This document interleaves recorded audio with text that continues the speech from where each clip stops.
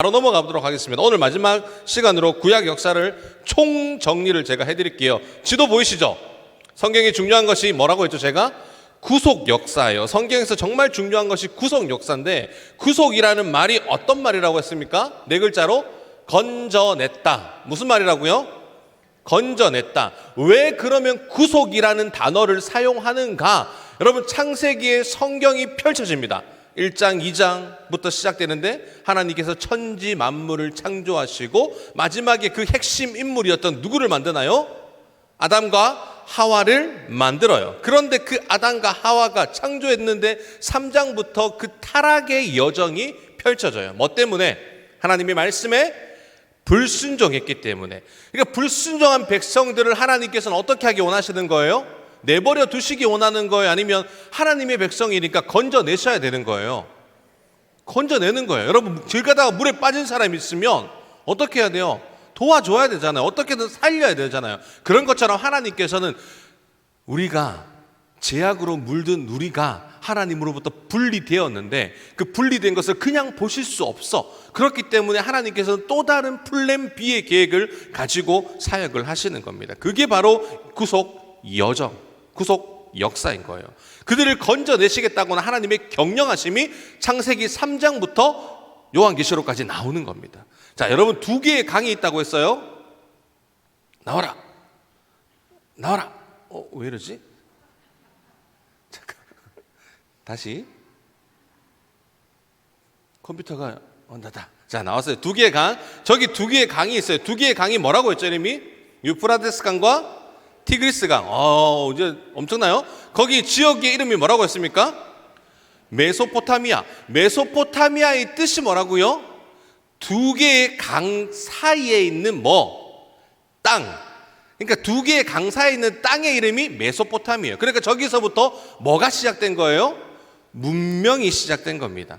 메소포타미아 중심으로 내려가다 보면 여러분 쭉 내려오면 어디가 나옵니까? 가나안이 나오죠. 우리가 익숙한 가나안 땅이 나오는 거예요. 그리고 조금 더 가나안에서 내려가면 뭐가 나오죠?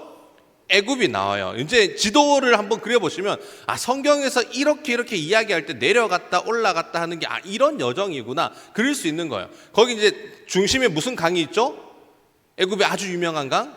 나일강이 있죠. 거기서 이제 또 북쪽으로 올라가면 그리스가 있습니다. 그리스 위에는 마게도니아가 있어요. 마게도니아 위에는 로마가 있어요. 왜 로마, 마게도니아, 그리스, 소아시아, 메소포타미아부터 시작해서 메데와 페르시아, 똑같은 말이죠. 그 이야기를 하느냐? 이 모든 것이 성경에 나와요, 안 나와요? 나오기 때문에 가나안 중심적으로 저 모든 나라들이 휘감고 있는 거야. 저 조그만 나라를 어떻게 움켜잡으려고 전 세계의 강력한 강대국들이 어떻게 하는 거예요? 저 나라를 잡아먹으려고 하는 거예요. 여러분, 마치 하나님을 믿는 소수의 백성들을 세상의 악의 권세가 움켜잡아서 죽여버리려고 하는 것처럼 악의 세력이 믿음의 백성들을 잡아서 너희들 더 이상 그렇게 살지 마, 우리처럼 와 라고 하는 것처럼, 그렇게 우리를 유혹하고 있는 것처럼 거대한 속에서 사로잡힌 그 가나안 백성들 가운데 하나님께서는 그들을 구별하여 선택하셨고 그들을 통해서 하나님의 역사가 일어날 거라는 거예요. 여러분, 이 모든 것들이 다 누구와 관계되어 있을까요? 결국은 로마, 누구와 관계되어 있죠? 로마는 예수님과 때려야 뗄 수 없는 관계예요. 맞죠? 여러분, 나중에 마게도니아가 이 알렉산더 대왕을 통해서 천하를 통일합니다. 그 천하를 통일하고 나서 가장 혜택을 받은 사람이 누구예요? 바울이에요. 왜냐하면 마게도니아가 하나의 언어로 통일을 하거든요. 그 언어를 통일하니까 바울이 어디를 가든지 뭘 할 수 있어? 하나로 언어다 보니까 언어가 통일이 안 됐으면 여러분 생각해 보세요. 미국에 가서 영어 배워야 돼. 영어 배우고 전도하려면 시간이 걸려요, 안 걸려요? 중국에 가서 중국어 배우고 전도하려면 시간이 걸려요, 안 걸려요? 사람은 무한한 존재가 아니잖아요. 시간 속에 살아가는 존재이기 때문에 하나의 언어가 통일되지 않았으면 사도 바울이 그렇게 다니면서 전도할 수 있었다, 없었다? 없었다는 거예요. 그 전도의 길을 기가 막히게 전도하려고 하면 길이 나야 되잖아요, 길이. 그 길을 누가 만들었어요? 로마가 나중에 패권을 장악하면서 로마는 어떻게 해요? 반드시 고속도로를 냅니다. 그러니까 로마와 마게도냐와 모든 것들은 결국 어떻게 부름받아서 쓰임받은 인물들이에요? 세상 가운데 자신들의 세계 정권을 장악하는 것 같지만 결국은 하나님의 백성들이 전도하기에 용이하도록 쓰임받았던 인물들의 나라가 바로 그리스와 로마, 마게도냐 이런 나라들인 거예요. 이렇기 때문에 우리가 이 나라들을 통해서 성경이 이렇게 세계 강대국들을 통해서 결국은 뭐 하는 사역이다? 복음을 전하는 때에 이들이 쓰임받았다라는 것을 여러분 기억하시면 돼요. 그러니까 복음을 지금 우리가 전하는 그때에도 하나님은 이런 강대국뿐만 아니라 우리를 통해서 이런 모든 것들을 휘감으면서 복음을 이렇게 전도하게 하시는 하나님의 열심을 우리는 배울 수 있는 거죠. 자, 여러분 넘어가 볼게요. 창세기 12장부터 누가 등장을 합니까? 아브라함이 등장을 해요. 2166년에 아브라함이 태어나요. 아브라함이 태어나면서 뭐가 시작됩니까? 구속 역사의 출발이에요. 하나님께서 아브라함과 뭘 맺죠? 두 글자로 언약을 맺습니다. 이 언약 자손을 통해서 구속을 이어가겠다, 결코 끊어지지 않겠다라고 하는 하나님의 계획하심이 있었어요. 이게 성경의 전체적인 맥락입니다. 여러분 성경을 읽다 보면 제가 비슷한 패턴들이 나온다고 했죠. 성경을 읽으면 계속적으로 비슷한 패턴이 나와요. 분명 다른 시대 이야기예요. 1000년이 지났고 2000년이 지났음에도 불구하고 똑같은 사건의 패턴들 반복되는 거, 불임, 이동 경로 이런 것들이 계속 나오면서 왜 성경은 그것을 2000년 전에 1000년 전에 이야기했을까라는 것을 여러분 생각 한 번쯤 하시면 좋을 것 같아요. 아브라함을 생각하면 딱 네 글자 떠오르는 게 있죠. 이동 경로예요. 믿음의 조상이지만 그의 이동 경로가 굉장히 중요합니다. 아브라함이 처음에 어디서 출발합니까? 갈대아 지역의 우르에서 출발을 해요. 우르에서 떠나서 어디로 가죠? 바벨론을 지나 어디로 갑니까? 하란으로 가게 돼요. 하란으로 갑니다. 하란에서 누가 죽어요? 데라가 죽어요. 아버지 데라가 죽고 여러분 약속의 땅인 거기서 어디로 갑니까? 가나안 땅까지 내려가요. 세겜까지 내려가는 이 거리가 직선거리가 900km, 직선거리가 800km, 그러니까 대략적으로 3000km에서 4000km를 여정을 떠난 거예요. 자신의 모든 것을 버리고. 그런데 여러분 이 긴 이정을 했으니까 얼마나 가족들이 힘들었겠어요. 여러분 심리도 못 가서 뭐가 나요? 4km도 못 걸어가지고 우리는 힘든데, 제가 한창 운동할 때는 저희 집에서 우리 교회까지 4.6km입니다. 여기 왔다 갔다 하면 2시간 걸려요. 그때는 회복해야 돼, 내 몸이 회복해야 돼라는 진짜 그 일념 하나 가지고 정말 기쁜 마음으로 하나님 말씀을 들으면서 2시간은 시간도 아니다 가뿐하게 걸었거든요. 어느 순간 몸이 괜찮아지고 나른해지고 내일부터 걷지 내일부터 걷지 하다가 보니까 이제는 NC까지 오면 힘들어가지고 집에 어떻게 돌아가지? 이런 생각. 사람의 그 걷는 것도 건강이라고 하지만 내가 그 순간에 그 찬스를 놓쳐버리면 내게는 무게감으로 다가오더라라는 거예요. 이 아브라함이 그 긴 여정을 떠나요. 3000km, 4000km를 여러분 걸어간다고 생각해 보세요. 단 하나의 부르심으로 하나님께서 부르셨다라고 하는 그것 때문에. 여러분 아브라함의 이동 경로가 왜 중요하냐? 그의 이동 경로를 통해서 지난주 배웠죠. 뭐가 이루어집니까? 출바벨론이에요. 기환하잖아요.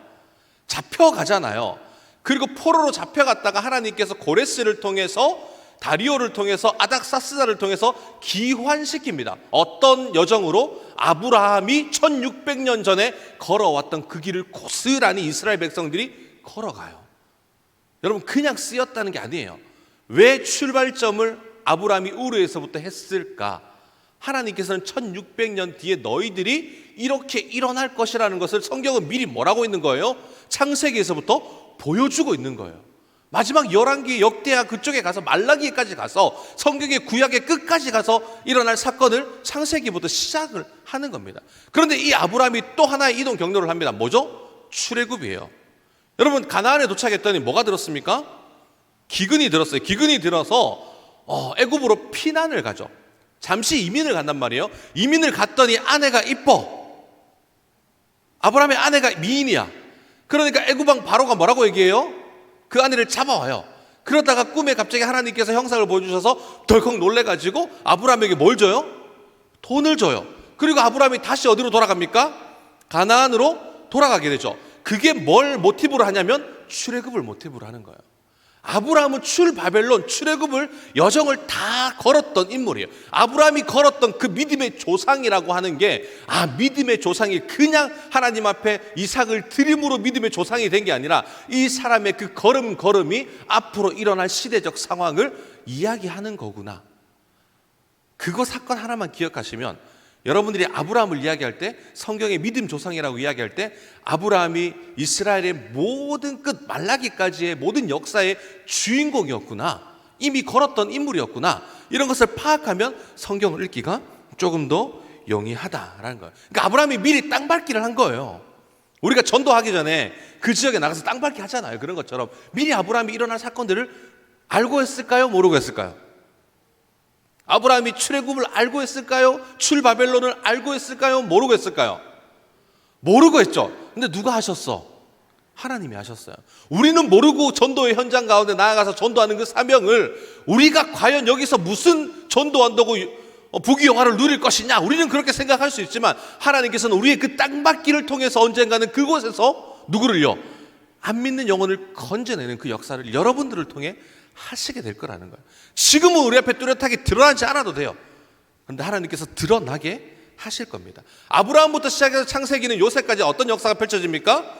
족장들의 이야기가 계속적으로 나와요. 그러면서 창세기와 출애굽기가 넘어가는데, 여러분 창세기 50장 26절에서 출애굽기 1장 1절로 바로 넘어가요. 넘어가는데 여러분 걸리는 연도가 몇 년이냐? 몇 년일까요? 430년이요. 단 한 절이 이동되는데 몇 년의 세월이 흘렀다고요? 430년. 그러니까 이 성경에는 중간기가 두 번 나옵니다. 창세기와 출애굽기에 넘어가는 430년, 말라기에서 마태복음으로 넘어가는 그 400년. 여기에 역사에 기록된 430년의 기록의 역사는 찾을 수가 없어요. 사실은 그때 당시 역사적으로 누가 뭐 쓰거나 이럴 수 있는 형편이 여러 개 안 되잖아요. 여기에 관련된 역사를 일반 세계사를 보면서 찾아야지 성경에서는 뚜렷하게 나오지 않습니다. 그렇기 때문에 찾을 수 없습니다. 그런데 여러분, 우리말 성경과 히브리어 원문의 성경이 다른 게 뭐냐면, 출애굽기의 시작을 야곱으로부터 시작하지 않습니다. 우리나라 말은, 우리 성경을 보면 출애굽기 1장 1절에 야곱으로부터 시작을 하거든요. 그런데 원문에 보면 그리고예요. 그리고부터 시작하는 거예요. 요셉이 죽고 나서 그리고 출애굽기가 시작되는 겁니다. 그 말이 무슨 말이냐면, 창세기와 출애굽기가 430년이라고 하는 긴 여정의 시간이 있지만 무슨 말이에요? 이어져 있다는 말이에요. 하나님의 말씀이 이어져 있다는 겁니다. 430년 동안 백성들이 머문 곳이 어디죠? 출애굽을 해서 애굽으로 들어가서 노예를 생활을 시작하는데, 그 땅이 어떤 땅이었습니까? 무슨 땅이었죠? 고센 땅이었죠. 고센 땅에서 무엇을 합니까? 목축업을 해요. 참 희한하게 애굽 사람들이 목축업을 어떻게 여겼어요? 가증히 여겼어요. 더러운 직업이다 라고 생각해서 절대 이스라엘 백성들과 혼합하고 싶지 않았어요. 혼혈될 수가 없었습니다. 그런데 하나님께서 430년 동안 침묵하셨는데, 하나님은 왜 침묵하셨느냐가 중요하겠죠. 여러분, 우리가 430년이라고 생각을 해보세요. 제가 이제 꼴랑 40년 이제 가까이 살아가는데, 이제 우리 권사님들, 집사님들 저보다 뭐 한 2배 정도 사셨으면 많이 사셨을 거고, 맞죠? 아직도 우리 인생은 80년, 100년 살면 끝인데 430년이면 세대가 얼마나 흘렀겠냐는 거예요. 세대가 흐르면 섞여요, 안 섞여요? 정상적으로 섞이는 게 정상이에요. 그런데 하나님께서는 섞이지 않도록 보호하셨어요. 430년이라는 시간 동안 하나님께서는 이스라엘 백성들이 다른 민족과 너희는 섞이면 안 돼, 너희는 구별된 민족이야, 하나님께서 섞이지 않도록 보호하셨다니까요. 그 보호하심이 이 짧은 한 절 속에 함축되어 있는 겁니다. 여러분, 우리가 알고 있는 것처럼 가나안은 몇 개 부족이라고 했나요? 성경에 나오면 창세기에 가나안은 몇 개의 부족으로 나오죠? 7개, 7부족으로 나오지 않습니까? 그래서 헷, 히위, 가나안, 아모리, 여부스, 브리스, 기리가스 이런 족속으로 창세기에 나오지 않습니까? 그런데 창세기를 누가 썼어요? 창세기를 누가 썼죠? 모세가 썼습니다. 모세는 창세기 인물인가요? 출애굽 인물인가요? 출애굽 인물이죠. 그러니까 모세가 당시 살 동안에는 가나안이 몇 개 부족이었다는 거예요? 7개 부족이었다는 거예요. 그런데 모세가 태어나기 전에는 몇 개 부족이었다는 거예요? 5개 부족이었다는 거예요. 430년 동안 전쟁이 펼쳐졌을까요? 안 펼쳐졌을까요? 전쟁이 생겼겠죠. 5개 부족 가운데. 전쟁이 생기다 보니까 한 부족을 잡아먹기도 하고 4개 부족이 되었다가 6개 부족이 되었다가 8개 부족이 되었다가 뭐 많게는 9개, 10개 부족이 되었다가 그 부족들이 합쳐지고 나눠지고 결국은 모세가 당시 살 때 7개 부족으로 확정이 되어버린 겁니다. 그렇게 부족 간의 전쟁이 펼쳐질 때 하나님께서는 누구를 보호하셨다는 거예요? 절대 혼합되지 않도록. 고센 땅에 쳐들어가서 그들을 장악할 수 있었잖아요. 그럼에도 불구하고 하나님께서 430년 동안 하나님의 백성들을 지켜주셨습니다. 저는 앞으로 1000년 동안 여러분들이 대대를 지켜주시는 그 하나님의 보호 그늘 아래 살아갈 수 있는 우리 전도대원들의 모든 삶이 되어지기를 감히 주님의 말씀을 통해서 축복합니다. 그런 역사가 일어나야 되는 거예요. 그래서 하나님께서는 우리를 지키시고 보호하신다. 왜?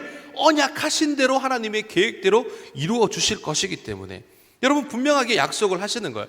그렇다면 하나님은 왜 지키셨을까? 이스라엘 백성들을 거룩한 나라, 제사장 나라로 만들기 위한 하나님의 계획하심이 있었다는 거죠. 그래서 그들이 출애굽을 해요. 출애굽을 하면서 여러분 광야 생활을 들어가는데 1년 동안 하나님께서 광야의 시간을 보내면서 그들에게 3가지를 약속하세요. 3가지가 뭡니까? 언약식과 율법과 성막에 대한 것을 약속을 하시는 거죠. 여러분 출애굽 날짜가 언제죠? 출애굽했던 연도 1446년이 발생했던 연도예요. 그런데 1280년도로 세계 일반 학자들이 보는 연도도 있어요. 둘 다 맞습니다. 역사는 우리가 몰라. 역사는 객관적인 게 없어요. 왜냐하면 이게 객관적이다 생각해도 저자에 따라 주관적인 생각이 들어가면 역사가 바뀔 수 있다는 거예요. 여러분 우리가 예수님의 기준으로 기원전 기원후를 나누잖아요. 예수님이 몇 년도 출생이라고 기원전을 나눕니까? 예수님이 0세기에 나왔었기 때문에 그 후로부터 예수님이 오신 그부터 BC와 AD로 나누지 않습니까? 그런데 그것도 틀렸어요. 왜냐하면 헤롯 대왕이 언제 죽냐면 주전 4년에 죽어요. 그런데 예수님께서 당시 태어날 때 누가 명령을 냈죠? 헤롯 대왕이 뭐라고 명령을 합니까? 지금부터 태어나는 동방 박사들 때문에 지금부터 태어나는 모든 태아를 죽여라 라고 주전 4세기에 이야기를 했단 말이에요. 그런데 예수님이 4년 뒤에 태어나. 맞아요? 틀려요? 틀려요. 왜 틀리냐면 나중에. 네. 이거는 나중에. 자, 이건 지금 중요한 게 아니에요. 자, 여러분 이렇게 하나님께서 1년 동안 이스라엘 백성들을 광야에서 언약과 율법과 성막의 약속을 하시는데 여러분 이때 여러분 출애굽을 할 때 어떤 일이 생겼습니까? 그 애굽 민족 가운데 힉소스 민족이 셈족 계열에, 그러니까 이스라엘 백성의 족속 계열의 셈족이 있던 그 계열이 쳐들어와요. 전차 부대를 들고 쳐들어와서 애굽의 하 이집트를 장악을 하죠. 그러면서 애굽의 역사가 혼돈이 일어나기 시작을 해요. 그런데 그 전차 부대가 결국은 출애굽할 때 어떻게 됩니까? 홍해 속으로 빨려 들어가요. 세상적으로 강하다고 생각했던 그 민족들이 쳐들어와서 침략해서 우리가 강대국이야 라고 까불었던 그 민족들이 결국은 하나님 말씀 앞에 다 무너집니다. 성경은 뭘 이야기하냐면 너희 까불어봐. 너희가 할 수 있는 거 다 해봐. 하나님 뭘로 말씀하세요? 말씀으로 다 없애버려요. 홍해 속에 가둬버려요. 그냥 자고 일어났더니 18만 5천 명이 다 죽어 있어. 자고 일어났더니 모든 나라가 갑자기 망해. 자고 일어났더니 기드온의 용사들처럼 그냥 나팔 한번 불었더니 성벽이 무너지고 나팔 한번 불었더니 그들끼리 싸워. 세상에 아무리 힘있고 권력있고 우리를 무너뜨리는 사단의 권세가 강하다 할지라도 뭐가 있으면 하나님의 말씀이 있으면 다 무너지게 되어 있습니다. 그렇기 때문에 우리가 말씀이 중요하죠. 출애굽할 때 몇 가지 재앙이 펼쳐집니까? 10가지 재앙이 펼쳐지는데 그 10가지 재앙이 제가 뭐라고 이야기했죠? 애굽이 섬기던 10가지의 신을 파괴하는 거예요. 우상을 하나님께서 파괴하는 거예요. 10가지가 그냥 10가지 동안 하나님이 기다리신 게 아니라 그 10가지의 우상을 하나님이 스스로 파괴하시면서 그때부터 뭘 펼치시냐면 하나님의 선교가 일어나는 거예요.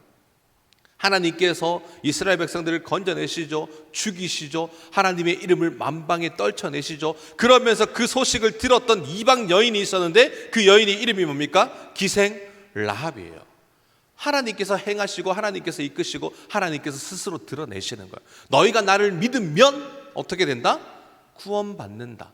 그러니까 이 당시 우리 복음화가 되기 전에 이 복음이 우리나라 뭐 몇 년밖에 안 됐잖아요. 몇백 년밖에 안 됐잖아요. 뭐 120년, 130년밖에 안 됐지 않습니까? 복음이 들어오기 전에는 하나님을 안 믿었던 사람들은 그러면 다 지옥 갔을까요? 천국 갔을까요? 그건 우리가 몰라요. 그런데 하나님께서는 그 복음이 들어오지 않는 그 땅에서도 일반 계시적으로 하나님이 드러내신다니까요. 하나님을 드러낼 수 있도록 그 환경과 그 상황을 통해 하나님 스스로 너희가 나를 믿으면 구원받는다는 것을 드러내신다니까요. 하나님께서는 스스로 이방 민족들에게 드러내셔서 내가 유일한 신이라는 것을 계속적으로 드러내시고 보여주시는데, 문제는 인간이 강팍하기 때문에 믿어야 안 믿어요? 안 믿는 게 문제인 거죠. 그러니까 하나님께서는 스스로 내가 건질 자를 건지겠다, 구원할 자를 내가 어떤 방향으로든 내가 구원하겠다라고 말씀하시는 것이 하나님입니다. 사실 여러분, 우리가 전도 안 해도, 여러분이 너무 깊숙하게 듣지 마세요. 알겠죠? 예예요. 예. 우리가 전도하지 않아도 하나님이 우리 애들을 구원하시겠다면 구원하시는 거예요. 여러분 가정에 안 믿는 영혼들 있잖아요. 하나님이 마음 먹으시면 구원하신다니까요. 그런데 왜 우리를 사용하시냐면 하나님께서 일방적으로 이제 일하고 싶지 않으신 거야. 왜? 우리가 하나님의 동역자이기 때문에, 파트너이기 때문에. 하나님께서는 그렇게 파트너들을 성경의 인물들을 통해 세우지 않습니까? 지금도 그런 위대한 인물들이 태어나지 않는다 할지라도, 그런 역사는 끝났다 할지라도 하나님의 파트너를 찾고 계신 거예요. 누구를? 바로 여러분들을 통해서 하나님이 뭐 하시겠다? 내가 구원할 자들을 구원하겠다는 겁니다. 그러니까 여러분 어깨 피세요. 어깨 한번 펴세요. 이렇게 있지 말고, 제가 이렇게 있거든요. 매일 이 피는 게 힘들어서 어깨 피세요. 왜? 당당하십시오. 왜? 하나님의 파트너거든. 여러분 하나님의 파트너라니까요. 당신 누구 파트너야? 나 하나님. 당당하게 세상의 권력 앞에 어깨 숙이지 말고, 세상의 권세를 장악한 하나님 앞에 당당하게 예수 믿으세요.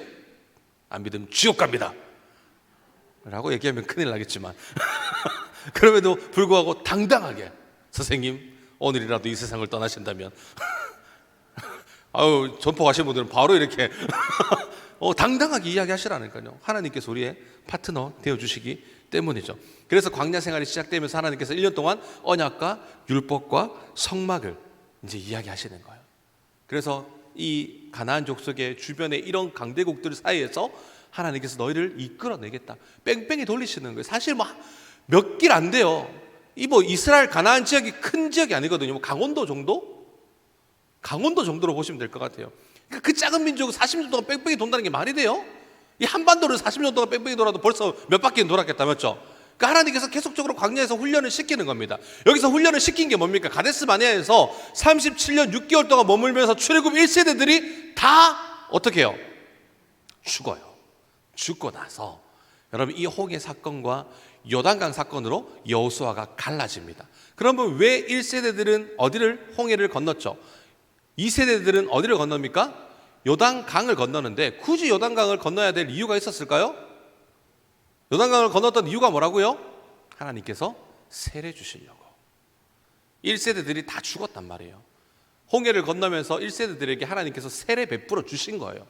너희가 건짐 받았다라고 하는 그 기적의 표징을 보여주신 거예요. 그리고 나서 1세대들이 다 죽었는데 2세대들도 세례 받아야 될 거 아닙니까? 요단강은요, 해변도로 따라가면 요단강을 건널 필요가 없이 가나안 땅을 정복할 수 있었어요. 그런데 굳이 요단강을 건너가서 산등치기로 똑바로 올라갔다가 또 요단강을 건너와야 돼. 왜 그랬을까? 하나님께서는 요단강을 통해 이스라엘 백성들에게, 2세대들에게 다시 세례를 상징하는 것을 보여주기 위해서라는 겁니다. 여러분, 모세가 가나안 땅을 바라보면서 죽어요. 왜 죽었을까요? 왜 죽었을까요? 네 운명이 다 있기 때문에. 맞아요? 기력이 다 있기 때문에. 맞습니까? 아니에요. 모세의 사명은 거기까지인 거예요. 그런데 모세가 죽기, 안타깝지만 죽을 수밖에 없었던 그 사건이 있었다고 했잖아요. 맞죠? 가데스 바네아에서 반석을 몇 번 칩니까? 2번 쳐요. 반석이 무엇을 의미한다고 제가 얘기했나요? 예수님을 의미하는 거예요. 그러니까 이 반석을 치는 것은 예수님의 고난을 이야기하는 거예요. 그러니까 반석을 한 번만 쳐야 돼요? 2번만 쳐야 돼요? 한 번만 쳐야 돼요. 왜? 예수님의 고난은 한 번으로 이루셨기 때문에. 2번 당하시면 안 돼요. 그러면 우리 종교는 유일한 신이 아니에요. 유일한 종교가 아닙니다. 예수님은 단번에 우리의 죄를 사해 주셨습니다. 믿으십니까? 여러분들의 죄를 단번에 고난을 통해서 십자가를 통해 사해 주셨기 때문에, 그래서 모세가 하나님의 그리던 가나안 땅을 들어가지 못한 거예요. 여호수아가 땅을 정복하고 분배하는 사건들이 여호수아에서 계속 펼쳐집니다. 세겜에서 여호수아가 이스라엘 백성들에게 선포를 하는 거예요. 저기 있는 것이 세겜인데, 세겜에서 베델을 정복하고 선포를 하는 거예요. 뭘 선포합니까? 뭘 선포하죠? 에발산과 그리심산을 선택하라는 거예요. 백성들에게 땅 분배를 하면서 이제 너희 스스로 그 나라들이, 그 족속들이 나눠지면서 너희가 선택을 하라고 합니다. 그리심산에서는 뭐가 이루어집니까? 하나님의 축복이, 에발산에서는 하나님의 저주가. 너희들의 삶 가운데 이제 두 갈래가 있다. 축복의 길이 있고 저주의 길이 있다. 이제 이것은 누군가 해줄 수 있는 게 아니라 스스로 너희들이 정해야 된다. 우리에게도 똑같이 요구하고 말씀합니다. 여러분들에게는 두 가지의 길이 있어요. 축복의 길이 있고 저주의 길이 있어요. 여러분 스스로 내가 축복의 길을 선택해서 가시면 됩니다. 그런데 사람들이 안 가요. 그게 문제인 거죠. 선택은 누가 하는 거예요? 하나님이 해줄 수 없는 거예요. 선택은 내가 하는 거예요. 그러니까 여호수아가 이스라엘 백성들에게 이야기하는 거죠. 너희가 이제 선택해라. 하나님의 말씀대로 살아서 축복을 받을 것인지, 하나님의 말씀을 떠나서 저주를 받을 것인지. 그들은 어떤 길을 선택합니까? 우리가 잘 아는 대로 실패한 그들의 역사를 보여주는 거예요. 그때부터 그들이 실패한 역사가 시작됩니다. 하나님의 백성들을 선민사상으로 오직 유일하신 하나님만을 섬기도록 만들었는데 그렇지 않는 거예요. 세상이 지배하는 우상 속에 그들이 들어가요. 그래서 우상 숭배를 하기 시작하는 거죠. 그때부터 하나님과의 단절됨이 또 보여줍니다. 12세기경 크레타 섬에서 나왔던 그 민족이 있었다라고 제가 이야기를 했죠. 블레셋이 등장을 해요. 그러고 나서 사사기부터 누가 등장을 합니까? 블레셋이 이스라엘을 괴롭히기 시작하는 거예요. 그리고 나서 이 블레셋이 대부분 지역을 다 장악하는데 누구만 장악하지 않았다고 이야기했어요? 아수르만 장악할 수 없었다라고 이야기하는 거죠. 그때부터 아수르도 서서히 이빨을 드러내면서 자신의 힘을 키우고 있었던 겁니다. 그러니까 세계의 패권의 나라들이 이때부터 등장하기 시작하는 거예요. 왜? 가나안 땅에 들어왔으니까. 약속의 땅을 성취했으니까. 이제 약속의 땅에서 영역을 확장하는 것은 누구에게 달렸다는 거예요? 하나님을 믿는 백성들에게 달렸다는 거예요. 하나님의 말씀을 순종하고 말씀대로 살면 그 영역을 넓혀주시겠다는 것이 하나님의 계획이었고 운영하심이었습니다. 그러니까 그 권세 장악을 누구의 힘으로 하려고? 처음에는 하나님을 의지하면서 하는 척하다가 내가 자리가 올라가고 계급이 올라가고 신분이 상승되고 살만한 정도가 되니까 하나님을 봐요, 안 봐요? 안 봐요. 우리랑 똑같아요. 여러분 성경은 다르지 않습니다. 우리가 정말 처절하고 가난할 때는 기도하면서 눈물의 씨앗을 뿌립니다. 어느 정도 응답이 되죠? 하나님께서 우리를 붙들어 주세요. 어느 정도 올라와요. 어느 정도 살 형편이 됐어요. 지금은 기도 안 해도 먹고 사는데 큰 지장이 없어요. 그러다 보니까 기도라는 그 단추를 채우지 않습니다. 그냥 풀어버린 인생으로 살아가요. 그러다가 어려움이 직면하면 그때서야 단추 한번 깨보겠다고 아등바등 살아가는 게 우리의 모습 아닐까요? 똑같아요. 누구를 책망하는 것이 아니라 성경은 이렇게 이스라엘의 실패한 역사를 왜 지금까지도 반복해서 이야기하냐면 그게 우리 인생이거든. 반복된 패턴. 그래서 여러분 사사기에는 어떤 패턴이 일어납니까? 범죄하죠? 압제당하죠? 회개하죠? 간구하죠? 구원의 역사가 일어나요. 계속적으로 반복되는 이것이 변하지 않는 거예요. 그래서 여러분 우리가 기억할 것은 하나님께서는 거룩한 백성으로 제사장 나라로 삼겠다라고 하는 누구의 약속이에요? 하나님의 약속이 있기 때문에 너희가 이 약속을 벗어나도 내가 어떻게 지켜주겠다고 하는 하나님의 말씀이 있는 거예요. 사사기부터 여러분 잘 중심적으로 봐야 될 게 뭐라고 했습니까? 사사들이 어떻게 나라를 세웠냐 그게 중요한 게 아니에요. 마지막에 17장부터 누가 타락해요? 레위인들이 타락해요. 하나님의 백성들, 요즘 말로 하면 목사들을 세웠는데 그 목사들이 타락하니까 어떻게 됩니까? 그냥 풍비박산 나는 거예요. 목회자들이 타락하면 풍비박산 나는 겁니다. 하나님께서 거룩한 백성 제사장 나라를 누구를 통해 만드실 계획을 가지셨냐면 왕이 아닙니다. 하나님이 선택하신 레위인들을 통해서 그들이 다스리기 위해서 하나님의 나라를 확장하고자 하는 하나님의 계획이 있었는데 하나님의 계획이 중심에 있었던 누가 타락해요?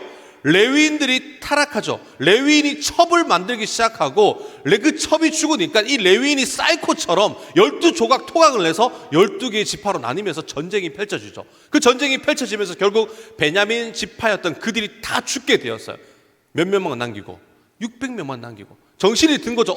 이러면 하나님의 나라가 이루어질 수 없는데 라고 생각을 해서 길르앗에서 전쟁에 참여하지 아니하는 400명의 여인을 베냐민에 보내면서 정말 어떻게든 그들을 살리려고 이렇게 하는 거예요. 그때 사사기 저자는 뭐라고 얘기합니까? 그때 뭐가 없었다? 왕이 없으므로. 왕이 있었죠. 하나님이 있었음에도 불구하고 그들이 보지 못한 겁니다. 하나님이 왕이심에 분명히 드러냈음에도 불구하고 인정하지 않는 그들의 인생을 살았죠. 그래서 그럼에도 불구하고 하나님은 백성들의 요구에 따라 누구를 세워주세요? 왕을 세워주세요. 그때부터 어떤 시대가 펼쳐집니까? 왕정시대가 펼쳐지는 거예요. 그런데 그 왕정시대를 펼치기 위해서 하나님께서는 또 준비를 시킵니다. 인간이 그렇게 강팍하게 하나님을 배반하고 배신하는데도 불구하고 하나님께서는 또 한 사람을 준비시켰으니 그 한 사람의 이름이 세 글자로 뭡니까? 사무엘. 그 사무엘에게 기름 부음을 받아야지만 그 나라의 왕이 될 수 있었던 거예요. 이 사무엘이 어떻게 태어나요? 불임으로. 불임의 여성이 간절히 하나님 앞에 기도하였더니 여인의 그 간절한 기도가 시대의 영웅은 탄생시킨 거예요. 누구의 기도가? 여인의 간절한 기도가. 남자가 저하고 두 분밖에 안 계신데 누구의 기도가 나라를 살릴 수 있다? 여인의 간절한 기도가. 그 여인이 누가 되어야 됩니까? 별로 안 되고 싶은가 봐요. 안 되고 싶은가 봐. 여러분들의 기도가 가정을 살리는 거예요. 여러분들의 기도가 교회를 살리는 거예요. 여러분들의 기도가 나라를 살리는 겁니다. 한 사람의 그 보잘것없는 그 한 여인의 기도로 정말 시대에 반드시 필요한 사무엘이 태어나게 되는 거죠. 그때부터 왕이 세워지면서 왕들에게 하나님께서 요구하시는 것은 단 한 가지예요. 코람데오, 너희 하나님 앞에서 살아야 돼. 세상의 권세자들을 바라보면서 그들의 힘에 억눌린 인생이 아니라 너희는 코람데오의 인생을 살 것을 많은 기록들을 통해 하나님께서 말씀을 사는 거예요. 하나님 마음에 초점을 맞추고 살아가는 자에게는 복이 임할 것이고 하나님의 마음의 초점에 빗나가서 사는 인생들에게는 저주가 임할 것이다. 하나님의 눈이 광야에서 홀로 외로운 인생길을 살고 있던 그 한 소년에게 흐릅니다. 왜? 사울이 하나님의 초점적으로 살다가 내가 왕이었다라고 의식하고 내가 제사장이 될 수 있고 내가 선지자가 될 수 있다라고 하는 사단의 그 관계에 넘어가서 자기가 제사 드리고 자기가 선지자로 선포하다 보니까 하나님께서 버리시는 거예요. 버리심과 동시에 하나님의 눈이 어디로 향합니까? 광야에서 홀로 외롭고 눈물 흘리며 싸우고 있는 어린 소년에게 하나님의 눈이 시선이 고정되는 거예요. 그의 이름이 누구였을까요? 다윗인 거예요. 그래서 하나님께서는 다윗을 2대의 이스라엘의 왕으로 삼으시죠.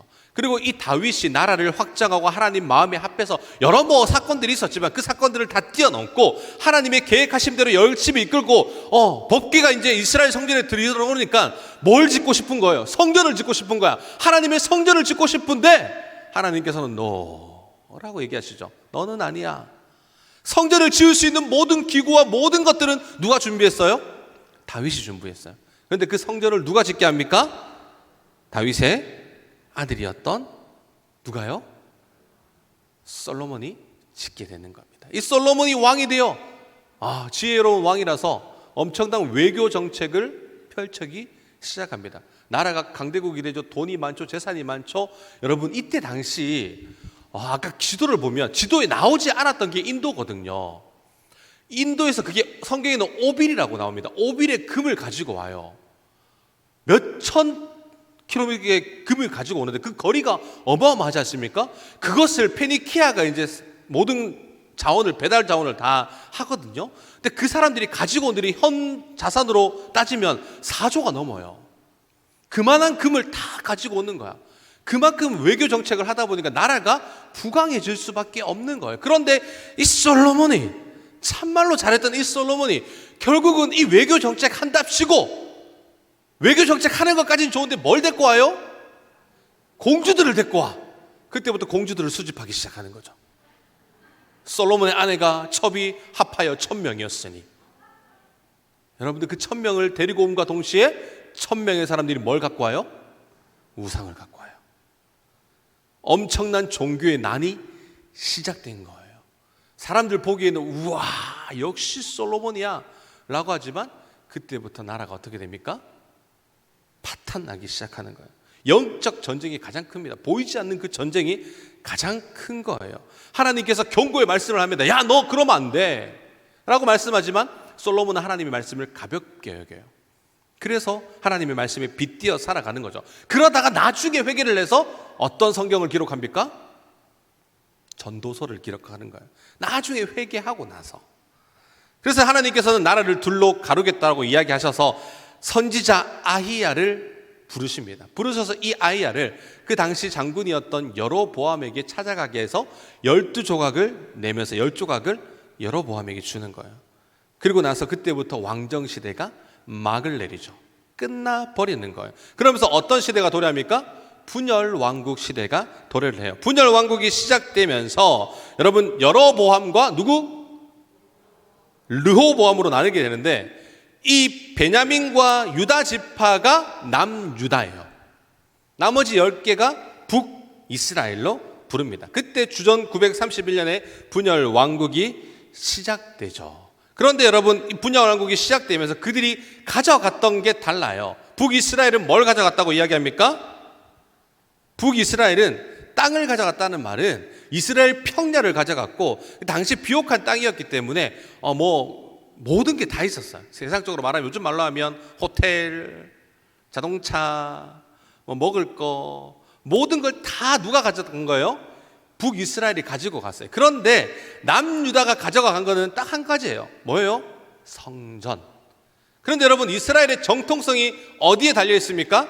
성전이 중요하잖아요. 왕이 잡혀가도 그 나라가 멸망하지 않았다고 성경은 분명하게 이야기하는 거예요. 성전이 중요한 거예요. 성전이 남유다에 있으니까 이스라엘의 정통은 누구에게 있는 거예요? 남유다에게 있는 거예요. 북이스라엘 백성들은 절기 때마다 예배를 드려야 돼, 안 드려야 돼? 이스라엘 백성들은 절기 때마다 예배를 드려야 되는데 내려갈 수 있을까요, 없을까요? 이때 당시는 내려갈 수 있었어요. 그래서 유다에 가서 예배를 드리고 오는데 이 모습을 누가 봐? 여로보암이 보게 되는 거예요. 여로보암이 보니까 기분이 좋아요, 안 좋아요? 안 좋죠. 이러다가 이 백성들이 남유다에 흡입되어서 살아가겠네라고 하는 생각이 들었는데 그 생각을 누가 줬을까요? 하나님이 줬을까요? 마귀가 줬을까요? 1번 하나님, 2번 마귀.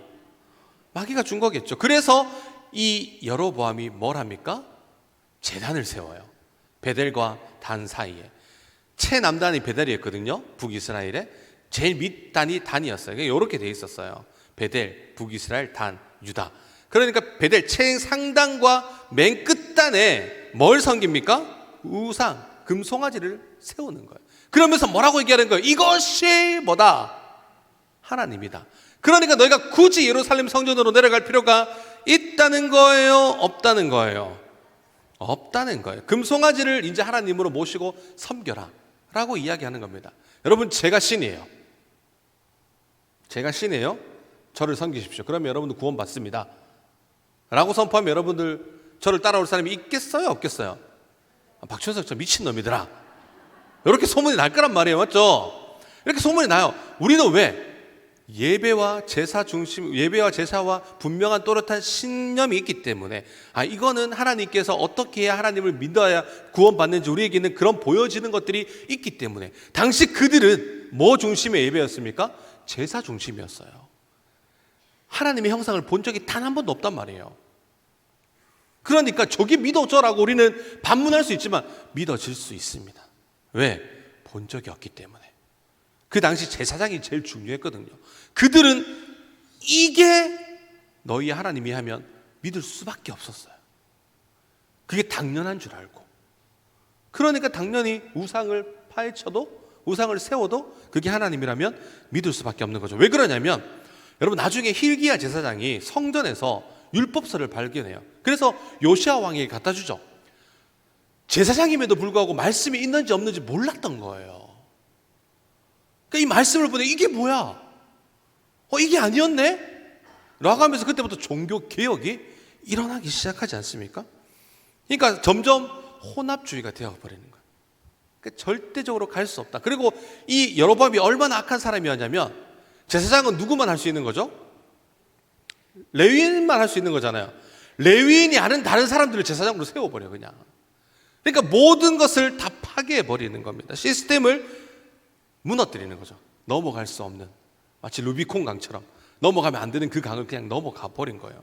우상 숭배가 점점 심각해졌겠죠. 그러다 보니까 성경에서도 왕들의 행적을 두 가지로 요약해요. 하나는 다윗의 길, 하나는 여로보암의 길. 다윗의 길은 하나님이 기뻐하시는 길, 여로보암의 길은 하나님이 가장 미워하시는 길.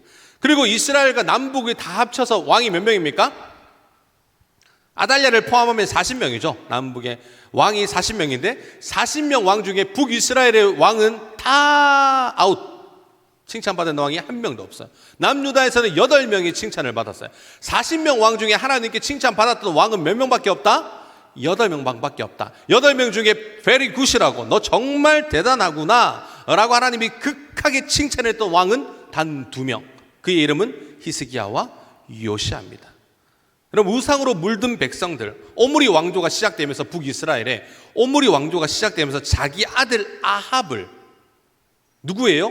페니키아였던 두로와 시돈의 공주의 딸과 결혼을 시켜요. 또 외교 정치죠. 근데 이 외교 정치를 하면서 이 딸이 이름이 뭡니까? 아주 극악무도했던 이세벨이에요. 이세벨과 결혼을 시켜버리는 겁니다. 그러니까 이세벨이 혼자 왔을까요? 똘마니를 데리고 왔을까요? 이세벨이 가장 잘 섬겼던 민족이 뭐냐면 바알과 아세라예요. 제사장을 데리고 왔는데 엘리야와 한판 붙죠. 850대 1. 제사장이 몇 명 왔다는 거예요? 850명이 왔다는 거예요. 한 교회당 목사가 2명이라 칩시다. 교회가 몇 개라는 거예요? 북이스라엘에 400개가 넘는다는 거예요. 이 경산 땅에 400개가 넘는 이방인들, 우상들이 있다고 여러분 생각하면 얼마나 심각한 문제인지 여러분 아시겠죠? 이 아합과 이세벨이 결혼을 해서 딸을 낳았는데 그 딸의 이름이 아달랴예요. 또 이 아달랴를 어떻게 합니까? 남유다의 여호람과 결혼을 시켜요.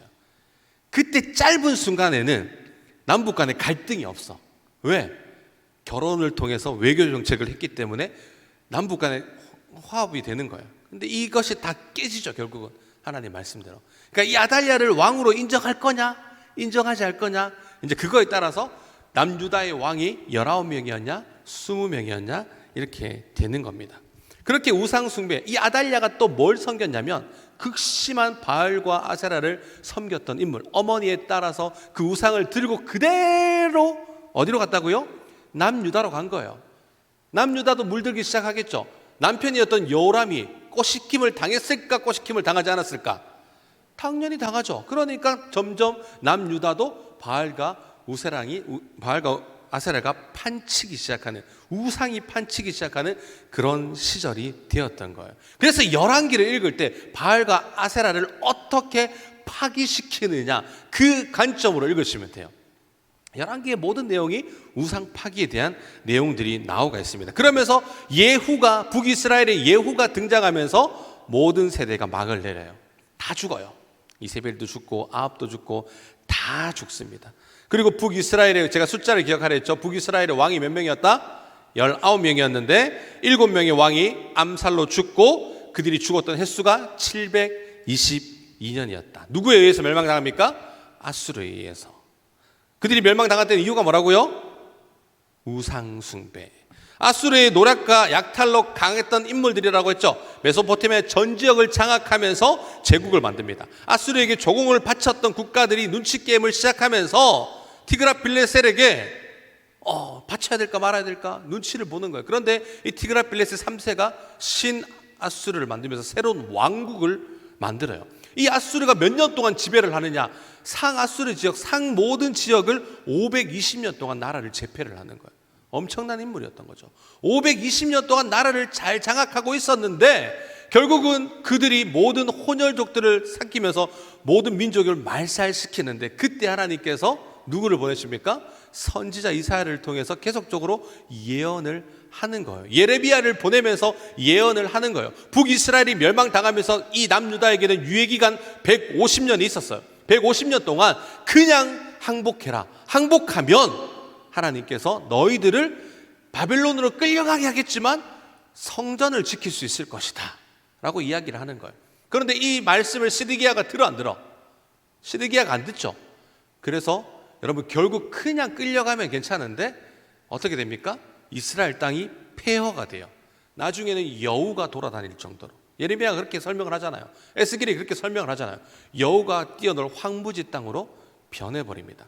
그런데 이 하나님께서는 70년 동안 바벨론으로 잡혀가서 노예가 될 것이라는 것을 멸망하기 전에 말씀했어요.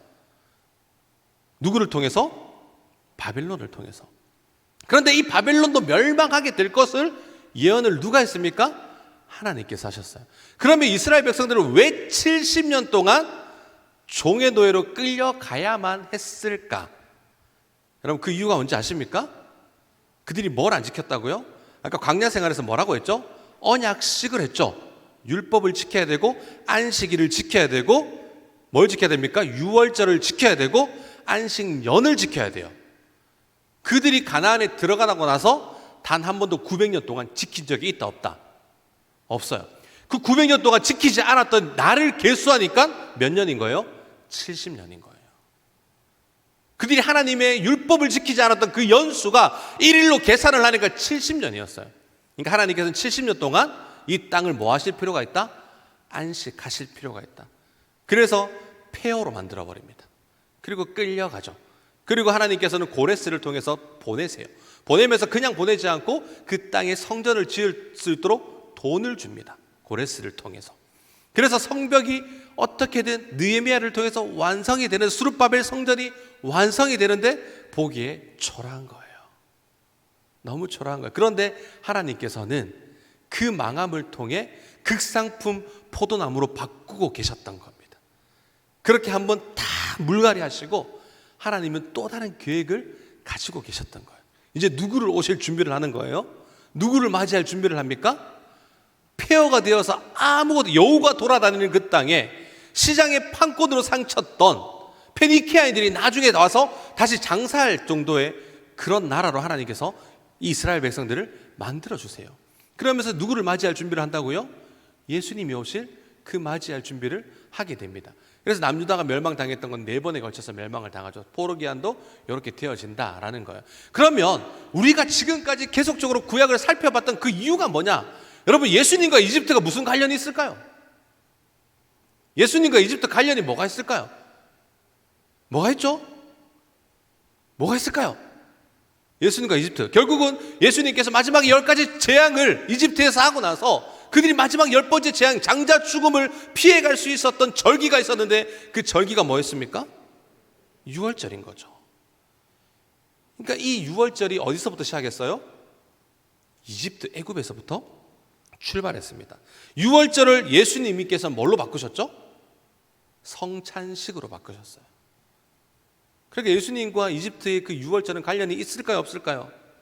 있다라는 거예요. 이집트 통치 아래 있었던 이스라엘을 건지실 필요가 있었던 거죠.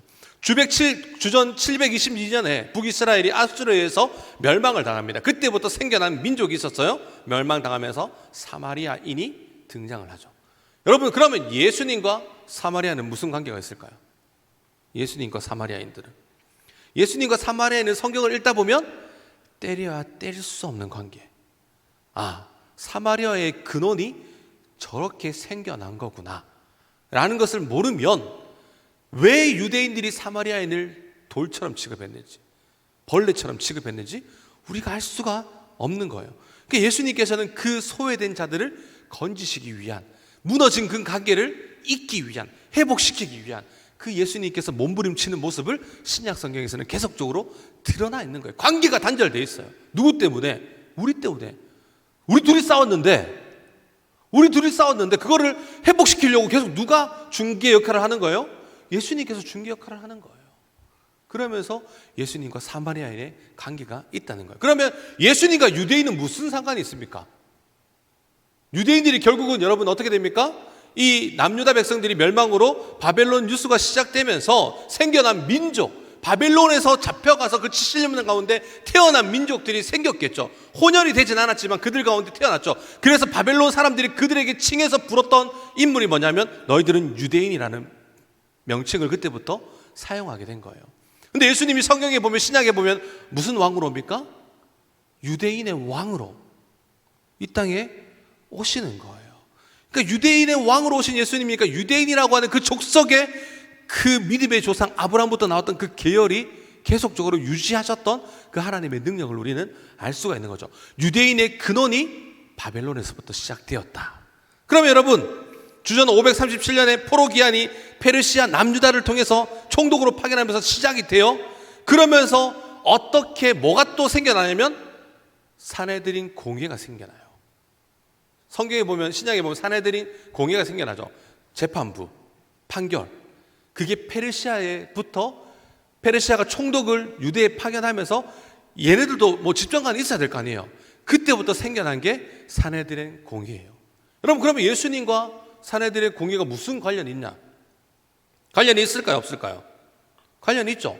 당시 예수님 당시에 대제사장과 산헤드린 공회가 판결을, 예수님을 죽이기 위해서 뭘 하는 거죠? 판결을 하는 거예요. 그런데 이 산헤드린 공회가 언제부터 생겨났다고요? 페르시아 때. 이 페르시아 때부터, 이 바벨론 때부터 회당이 시작되거든요. 이 페르시아 때 산헤드린 공회가 시작되는 겁니다. 그래서 그 공회의 결정대로 예수님이 뭘 당하죠? 체포를 당하세요. 그러니까 이 모든 것들이 안 나와, 성경에는. 그리고 마지막으로 예수님과 사두개인, 바리새파, 헬롯 땅, 뭐 이런 열심당원, 뭐 이런 사람들 관계 나오죠. 그럼 이 사람들이 무슨 관계가 있을까요? 이 모든 것들이 결국은 여러분, 신약에서 자연스럽게 등장하지만 우리 등장하지만 이 사람들의 근원을, 여기에 나왔던 이 모든 것들의 근원을 알아요, 몰라요? 몰라요. 왜? 성경에는 자세하게 이야기하지 않지만 이 모든 근원의 시작이 언제였냐면 중간기예요. 중간기 때 이 모든 것들의 사건이 하나님께서 침묵하신 게 아니라 하나님께서는 일하고 계셨습니다. 누구로 오실 준비를 한 거예요? 예수님을 오실 준비를 했던 거예요. 그래서 이런 분파가 어떻게 생겨났는지 그런 것들을 중간기 때 우리가 다루게 되는 거죠. 여러분, 예수님과 로마 뗄 수 있습니까? 당시 예수님 당시에 살았던데 세계 제패가 로마로 흘러갔어. 400년 동안 그러니까 물리면서 나라가 흥왕했다가 쇠하고 잡히다가 로마가 세계를 제패합니다. 그러면서 로마법에 의해서 여러분 뭘 당하죠? 십자가 처형을 당해요. 십자가 처형은 페르시아에만 있었거든요. 당시 로마도 십자가 처형이 있었는데 여러분, 예수님께서는 신성모독이었어요. 유대인의 법으로 하면 돌로 맞아 죽는 법이에요. 그런데 그 법을 어디로 바꿉니까? 예수님의 법을 공의회와 대제사장들이 로마법으로 지정해버리는 거예요. 그래서 십자가형을 받게 되는 거예요.